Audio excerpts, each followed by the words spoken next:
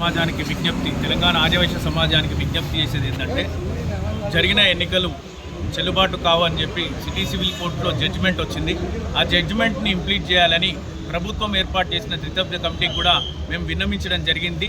ఎప్పుడైతే ఎన్నికలు జరిగినాయో ఆ జరిగిన ఎన్నికలు చెల్లుబాటు కాదని చెప్పినరో ఆ రోజే మహాసభ కార్యవర్గం డిజాల్వ్ అయిపోయింది.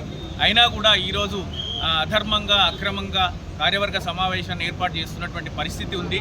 ఈ మహాసభను ఇంకా వదిలిపెట్టిపోకుండా మహాసభలో అమరవాది గారు ఏర్పాటు చేసిన బైలా ప్రకారమే 2 సంవత్సరాలకు మించి ఉండరాదు.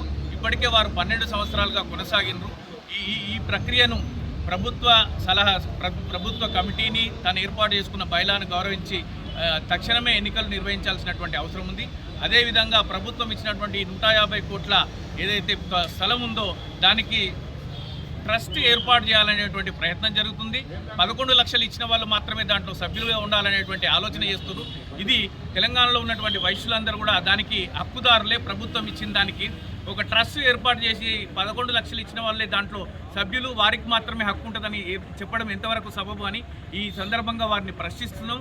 ఈ విషయాన్ని ప్రభుత్వం దృష్టికి తీసుకెళ్లి త్వరలో కార్యాచరణ కూడా ప్రకటిస్తాం.